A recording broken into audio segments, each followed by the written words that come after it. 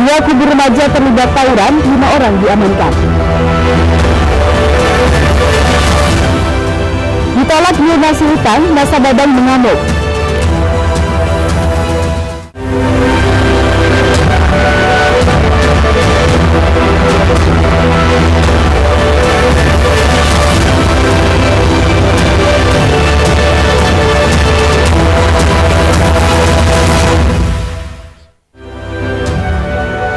Selamat pagi pemirsa, Ayu Sumut kembali menyapa Anda. Selain 3 informasi utama tadi akan kami hadirkan beragam informasi dari wilayah Sumatera Utara selama 30 menit. Bersama saya Maria Laura Puja, inilah informasi pertama.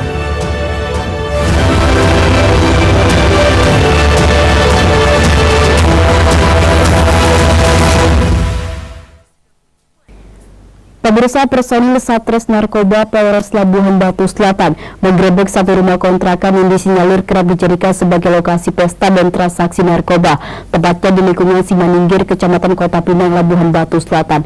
Di lokasi penggerebekan, polisi turut menyita sejumlah barang bukti al-nisab sabu dan menangkap 9 orang terduga pengguna dan pengedar narkoba. Keluar kali si kantongnya, bukan gini-giniin.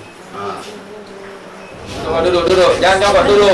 Personel Satres Narkoba Polres Labuhan Batu menggerebek 2 rumah kontrakan di lingkungan Simaningkir, Kecamatan Kota Pinang. Operasi ini pun menjadi tontonan warga setempat. Salah satu warga setempat, Ani, mengaku kaget dengan penggerebekan tersebut.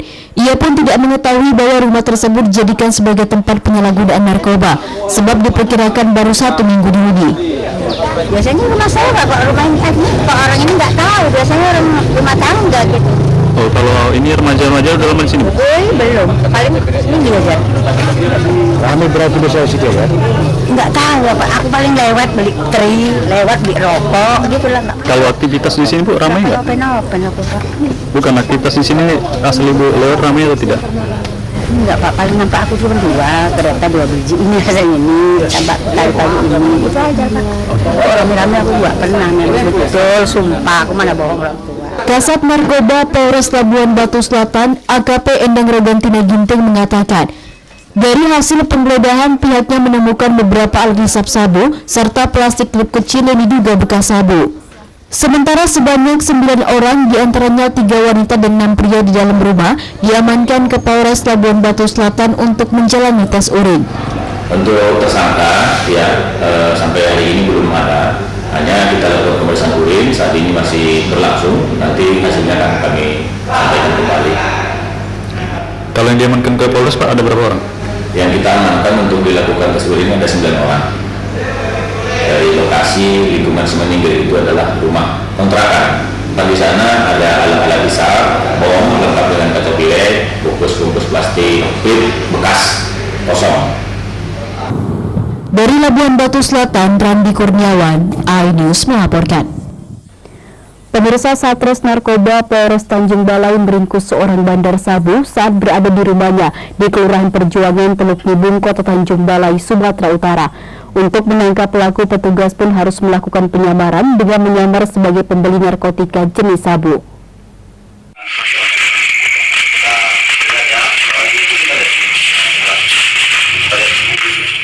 Tersangka Z, 33 tahun, warga Kelurahan Perjuangan, Teluk Nibung, Kota Tanjung Balai, Sumatera Utara, tak berkutik saat diringkus Satres Narkoba Polres Tanjung Balai di rumahnya.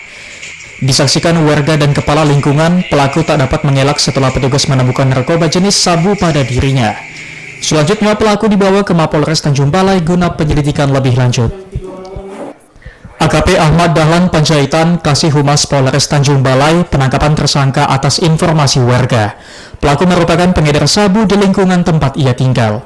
Petugas yang melakukan penyelidikan langsung melakukan penyamaran dengan menjadi pembeli terhadap pelaku. Dari tangan pelaku, polisi berhasil menyita sebanyak 15 gram sabu dalam kemasan plastik dan alat timbang. Dan hasil penyelidikan itu kita dapat hasil seorang laki-laki bandar sabu di Teluk Nibung, Kota Tanjung Balai, menjual narkotika jenis sabu. Dari tersangka kita sita barang bukti 15 gram sabu. Sudah berapa lama dia menjualnya? Menurut pengakuannya sudah melakukannya selama kurang lebih 3 bulan. Tersangka terpaksa mendekam di sel tahanan Polres Tanjung Balai untuk mempertanggungjawabkan perbuatannya. Dari Tanjung Balai, Sumatera Utara, Ulil Amri, iNews melaporkan. Pemirsa, satu keluarga nyaris menjadi korban pembunuhan oleh dua orang pria yang nekat masuk ke salah satu rumah makan di Jalan Sikambing, Kota Medan, Sumatera Utara. Dugaan sementara pelaku yang masih memiliki hubungan keluarga dengan korban ini memiliki motif dendam.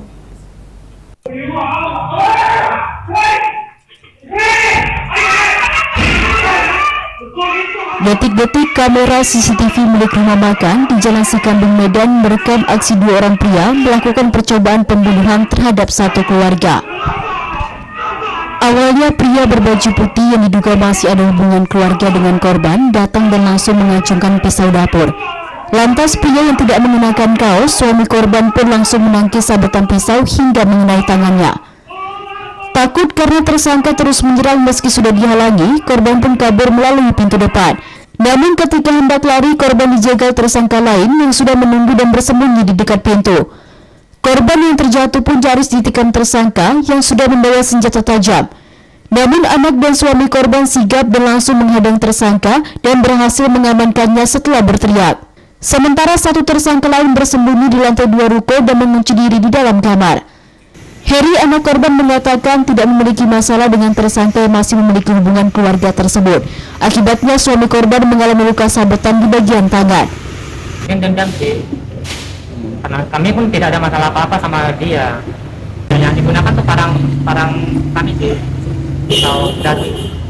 Lukanya di bagian apa, Bang? Di tangan. Tangan ya? Itu ayah ya? Iya. Yang satu mengunci diri di atas, yang satu lagi kami suruh warga tahan. Dia masih mengurung diri di atas, setelah polisi datang baru mulai dibakar. Untuk mencegah polisi naik. Berarti dia panik ya? Iya. Petugas Polsek Medan Baru langsung mendatangi lokasi dan mengamankan dua orang tersangka. Seorang tersangka saat diamankan mengalami luka bakar karena mencoba membakar rumah korban. Dari Medan, Ahmad Ridwan Nasution, iNews melaporkan.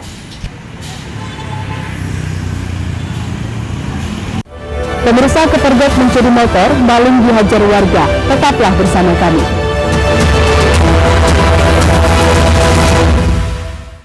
Mengupas makna dan tafsir Al-Quran bersama ulama terkemuka tanah air. Qaumum min qaum khairun minal yadis sufla. Nggak bakal bisa dibayar oleh dunia dan seisinya. Jelas, lugas untuk kehidupan sehari-hari. Di antara yang merusak hati adalah buruk sangka. Wa aqimus salah wa atuz zakah. Itu pun sejajar dengan jihad fisabilillah. Cahaya Hati Indonesia, Sabtu dan Minggu pukul 12 siang di iNews.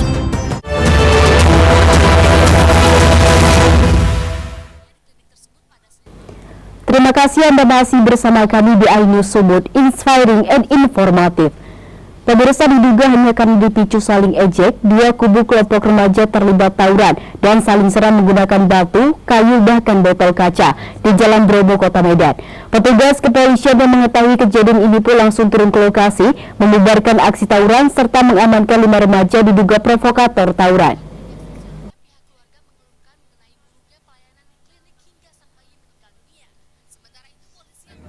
Inilah video amatir milik warga yang merekam saat dua kubu puluhan remaja saling serang menggunakan batu dan kayu, bahkan botol kaca di Jalan Bromo, Kota Medan. Aksi tawuran diduga dipicu lantaran saling ejek antara dua kubu remaja yang tinggal di seputaran Perumnas Mandala dan Jalan Bromo, Kota Medan. Salah seorang warga yang melihat aksi tawuran ini mengatakan pihak kepolisian patroli perintis presisi Polrestabes Medan yang tiba di lokasi langsung mengamankan dan membubarkan aksi tawuran. Bang, itu tadi kayak mana, Bang? Bisa diceritakan jam berapa tadi, Bang? Itu kejadian dari jam 2:30, Bang. 2:30 ya, Bang? 2:30. Pas Abang mau kemana? Pas mau balik ketemu gitu, Bang. Jadi nggak berani lah aku lewat kan, karena aku tengok tawuran, lempar-lemparan batu, kaca. Jadi netaplah aku di situ. Itu emang setiap malam minggu orang tuh, Bang, katanya? Setiap malam minggu itu, Bang. Anak-anak mana tuh, Bang? Anak Mandala sama anak Bromo, Bang. Ada yang diamankan juga tuh, Bang? Ada, Bang. 5 orang atau 6 orang, Bang. Saat hendak membubarkan aksi tawuran, pihak kepolisian sempat dilempari oleh puluhan remaja hingga petugas berhasil mengamankan 5 remaja. Saat ini 5 remaja sudah diamankan ke Polsek Medan Area dan sedang dalam pemeriksaan pihak kepolisian. Dari Medan, Adi Palapaharahap, iNews melaporkan. Pemirsa, kepergok pemilik saat hendak mencuri sepeda motor. Dua pemuda ditangkap dan berakhir babak belur dihajar warga. Kedua pelaku pun sudah tidak berdaya saat dievakuasi petugas kepolisian sektor Percusetuan dari kerumunan massa. Untuk selanjutnya dibawa ke Rumah Sakit Bayangkara Medan untuk mendapatkan penanganan medis.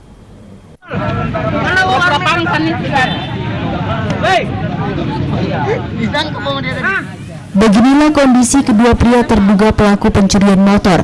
Dari rekaman video, keduanya babak belur usai diamuk warga. Kedua terduga pelaku diketahui berinisial WU, warga Kelurahan Banten, Kecamatan Medan Tembung, dan seorangnya lagi berinisial RR. Saat dikonfirmasi melalui telepon seluler, Ibtu Sinomora Kanditreskrim Polsek Percusetuan membenarkan seorang terduga pelaku meninggal dunia di Rumah Sakit Bayangkara Medan. Peristiwa pencurian tersebut terjadi sekitar pukul 7 Minggu pagi. Saat itu korban hendak memanaskan sepeda motornya di depan rumahnya untuk berangkat bekerja. Tak berselang lama saat korban masuk ke dalam rumah, kedua terduga pelaku beraksi mengambil sepeda motor yang saat itu sedang dipanasi. Namun aksi terduga pelaku dipergoki korban. Saat dilakukan pemeriksaan di jok sepeda motor milik terduga pelaku terdapat barang bukti kunci letter T serta peralatan digunakan untuk melakukan pencurian. Kronologis pertamanya, pelaku tertangkap oleh warga karena kondisi rumah korban sedang memanasi kereta SUV.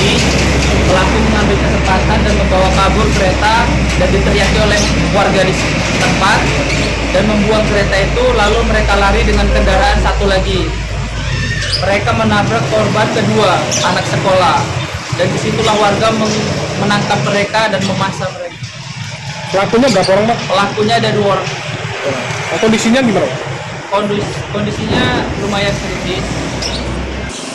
Sementara itu, barang bukti sepeda motor korban dan terduga pelaku serta barang bukti lainnya seperti kunci letter T diamankan petugas ke Mapolsek Percusetuan.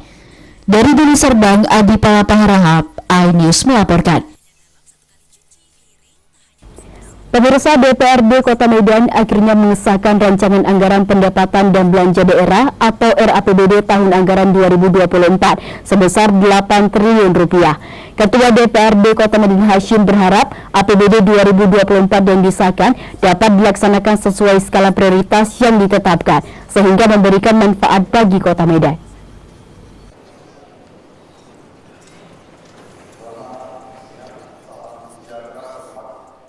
Pengesahan RAPBD Kota Medan 2024 sebesar 8 triliun rupiah dilakukan DPRD Kota Medan Senin sore melalui rapat paripurna dengan agenda penyampaian laporan pembahasan RAPBD, pendapat fraksi, sekaligus persetujuan bersama DPRD Kota Medan dengan Kepala Daerah tentang RAPBD Kota Medan tahun anggaran 2024 di gedung DPRD Kota Medan, Jalan Kapten Maulana Lubis, Medan.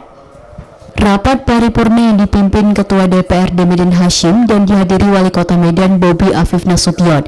Dalam pembacaan laporan pansus, Wakil Ketua DPRD Medan Iwan Ritonga menyampaikan pembahasan dan Perda Kota Medan tentang APBD tahun anggaran 2024 telah dilakukan setelah pelaksanaan penandatanganan kebijakan umum anggaran dan penataan plafon anggaran sementara atau KUA PPAS yang dilaksanakan 28 Agustus 2023 lalu.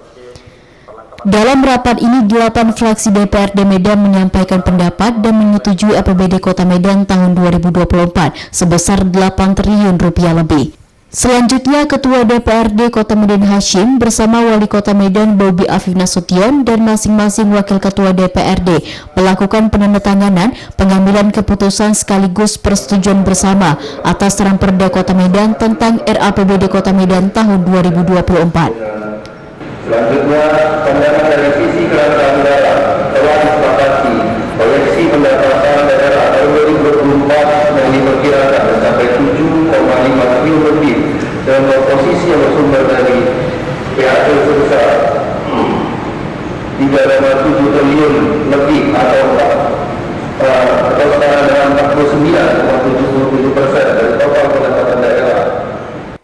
Ketua DPRD Kota Medan Hashim juga berharap APBD 2024 yang disahkan dapat dilaksanakan sesuai skala prioritas yang ditetapkan, sehingga memberikan manfaat bagi Kota Medan dan diimplementasikan dalam program-program pemerintah Kota Medan, sehingga memberikan harapan baik bagi masyarakat Kota Medan di tahun 2024 mendatang. RAPBD strukturnya sudah kita setujui bersama tadi ya, antara DPRD Kota Medan dan kepala daerah dan wali kota Medan. Kita harapkan ya APBD 2024 yang sudah disahkan nantinya di tahun 2024 itu bisa dilaksanakan ya sesuai dengan skala prioritas yang sudah ditetapkan, sehingga nanti memberikan manfaat bagi pembangunan di Kota Medan. Dari Medan, Said Ilham, iNews melaporkan. Pemirsa, kesempatan emas bagi wanita Sumatera Utara mengasah kemampuan untuk menjadi bintang tersohor pada ajang Miss Mega Bintang Indonesia 2024. Berbicia Production membuka kesempatan mengikuti audisi Miss Mega Bintang Indonesia Regional Sumut 2024 tanpa biaya apapun alias gratis.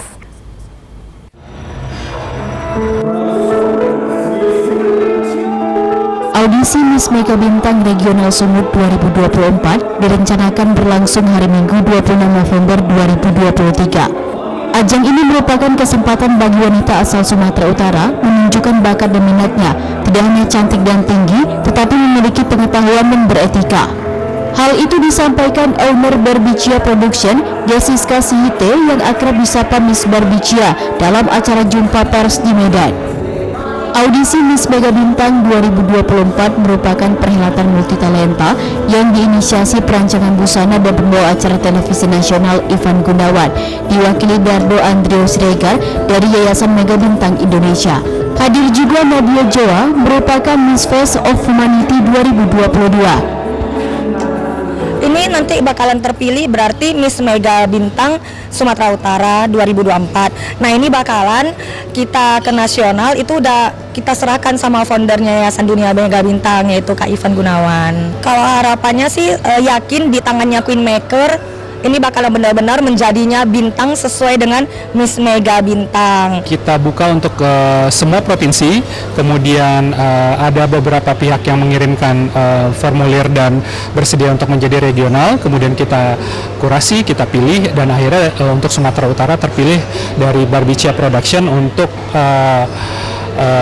Miss Mega Bintang Sumatera Utara 2024 dan 2025 ya Miss ya? Iya. Semua wanita yang nanti akhirnya ikut itu harus siapkan pertama semangat, yang kedua itu stamina, karena dia harus jaga performance dia dari hari pertama sampai dengan malam final, yang tentunya itu banyak sekali kegiatan, agenda-agenda, schedule yang sangat penuh pada acara tersebut. Jadi saya ingin mereka tuh punya kesiapan dari hati, bahwa ini memang passion mereka memang mau menjadi seorang bintang, karena kita carinya seseorang yang memiliki kemampuan untuk menjadi seorang bintang di tingkat nasional bahkan internasional. Audisi ajang kecantikan Miss Mega Bintang Indonesia 2024 Regional Sumatera Utara akan digelar 26 November 2023 dan grand final dilaksanakan 28 Januari 2024. Bagi yang berminat bisa mendaftarkan diri melalui media sosial Miss Mega Bintang Sumatera Utara 2024 atau langsung ke Sanggar Berbicia Production di Medan Tembung. Pendaftaran tidak dipungut biaya alias gratis. Dari Medan, Irwan Syahputra, iNews melaporkan.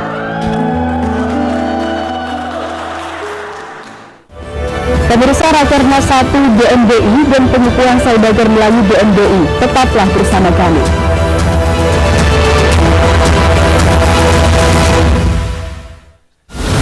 Menyoroti kecurangan. Yayasan Al Zaitun 580 tersangka. Dan tidak lama lah saya pasti lawan. Menyuarakan keadilan. Sumber yang menghujat Supreme di sini sentuh oleh hukum tidak mencapai target. Laporan mendalam dan eksklusif. 27 miliar. Kita akan dikembalikan ke Kejaksaan Agung. AD Plus setiap minggu pukul 8 pagi di iNews.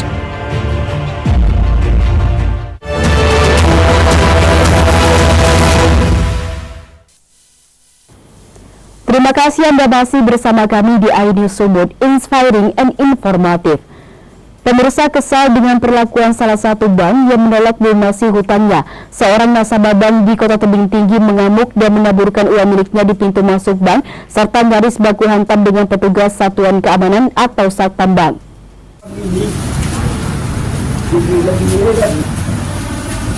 Beginilah aksi sabar merpaung warga Kecamatan Sebamban, Kabupaten Serdang Bedagai, Sumatera Utara yang nekat menaburkan uang miliknya di depan salah satu bank di Kota Tebing Tinggi.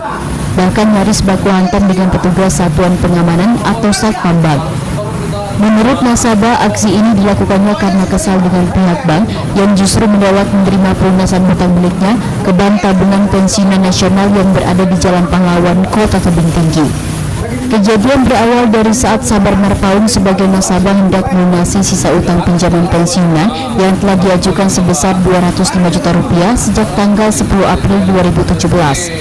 Dirinya berniat melunasi utang agar gaji yang didapatkan dari pensiunan anggota Polri tidak lagi dipotong oleh pihak bank. Namun adanya pihak bank justru menolak niat baik nasabahnya yang hendak melunasi utang dengan mempersulit pelunasan hingga sang nasabah kesal dan menaburkan uang di depan pintu bank. Jadi sesuai dengan undang-undang PI Indonesia nomor 20. Bapak merasa kecewa loh Pak? Kecewa, sangat kecewa. Jadi niatan Bapak hari ini untuk melunasi hutang dibuat sih peraturan. Niatan Bapak hari ini untuk melunasi hutang begitu Pak ya? Iya. Sudah berulang kali. Namun terkesan hutang Bapak tidak juga diterima pembayarannya. Begitu Pak? Alasannya apa Pak? Alasannya diundur-undurkan ada undur Pak. Itulah Pak. Sementara menurut Satpam Bank Indrapura, pihak bank bukan menolak pelunasan. Namun karena nasabah dan pihak bank sebelumnya sudah membuat perjanjian dengan Sabar Merpaung bahwa pelunasan akan dilakukan tanggal 27 November 2023. Namun nasabah justru datang di tanggal 20 November 2023. Perihal Bapak ngomong berdua Pak. Ya. Saya tak tahu isinya apa. Ya. Cuman begitu Bapaknya datang hari Senin ini, jam 10:30 tadi. Ya. Saya konfirmasi ke Bapak Manulangnya. Pak, apakah ada janji atau sudah bisa diproses Bapak Sabar Merpaung? Ya. Oh Bang, hari Senin Bang, saya itu janji sama Bapak itu hari Senin. Iya, ini Senin nih? Tanggal 27, bukan tanggal gitu. 20. Dari Kota Tebing Tinggi, Abdullah Sani Hasibuan, iNews melaporkan. Rapat Kerja Nasional atau Rakernas ke-1 Dunia Melayu Dunia Islam DMDI sekaligus pengukuhan saudagar Melayu DMDI digelar Senin malam di Arya Duta Medan. Dalam kesempatan ini, Ketua Umum DMDI Indonesia, Said Aldi Alidrus, juga mengutuk keras serangan brutal Israel ke Palestina.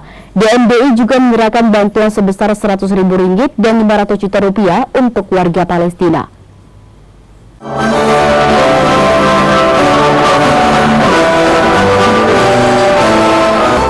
Rakernas 1 DMDI yang digelar di Hotel Arya Duta Medan dibuka oleh Presiden DMDI Dr. Muhammad Ali Rustam dengan dihadiri Ketua Umum DMDI Indonesia Said Aldi Alidrus, perwakilan DMDI seluruh Indonesia, perwakilan negara-negara DMDI seperti Malaysia, Singapura, dan hadir juga Kapolda Sumut Irjen Polisi Agung Setia Imam Effendi.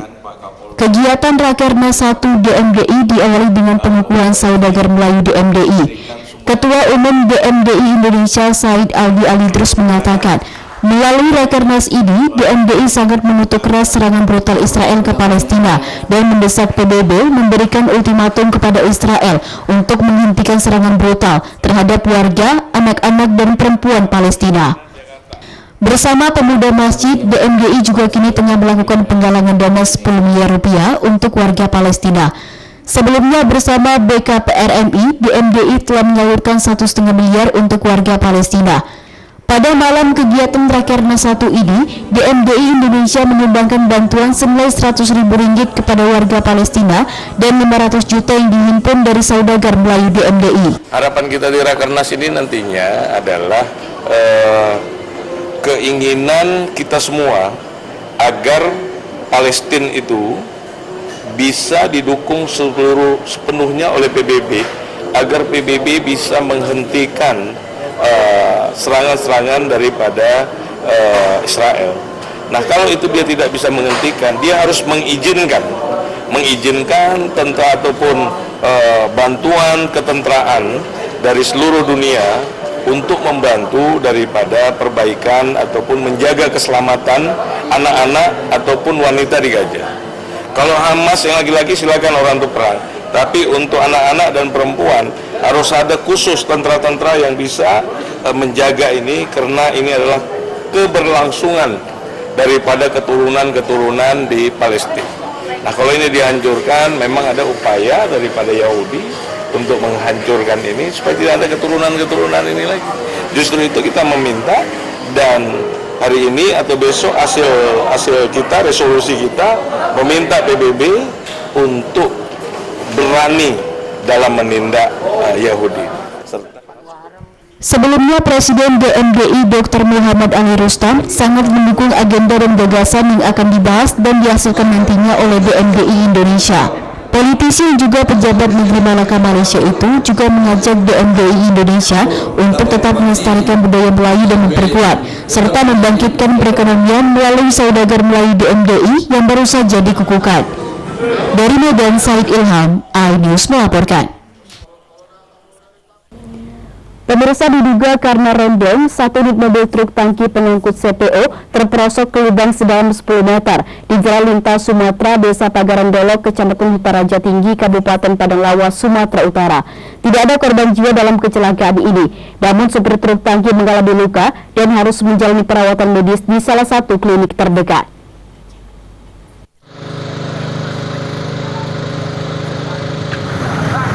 Satu unit mobil truk tangki pengangkut CPO terperosok ke lubang sedalam 10 meter di Jalan Sum, Desa Pagaran Dolok, Kecamatan Utaraja Tinggi, Kabupaten Padang Lawas, Sumatera Utara, Minggu malam sekitar pukul 21.00. Tidak ada korban jiwa, namun supir truk tangki mengalami luka-luka. Saat ini supir tangki menjalani perawatan medis di klinik setempat. Menurut Kanit Gakum Satlantas Polres Padang Lawas, Aibda Hengki, supir truk yang mengalami remblong terpaksa banting setir ke kanan jalan menghindari mobil yang datang dari arah berlawanan, sementara jalan kondisi longsor dengan kedalaman 10 meter. Akibat kecelakaan, supir truk mengalami luka-luka.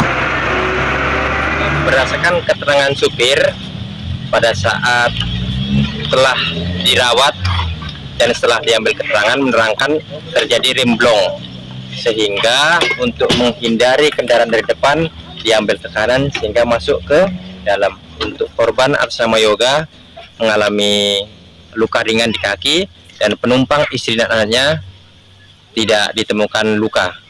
Saat ini korban telah dirawat di klinik Geraha Medika, namun hari ini juga sudah keluar. Pihak kepolisian mengimbau pengguna lebih hati-hati saat melintas di Jalan Sum Sibuan menuju Rajamulu Riau karena banyaknya jalan berlubang. Dari Padang Lawas, Warsono, iNews melaporkan.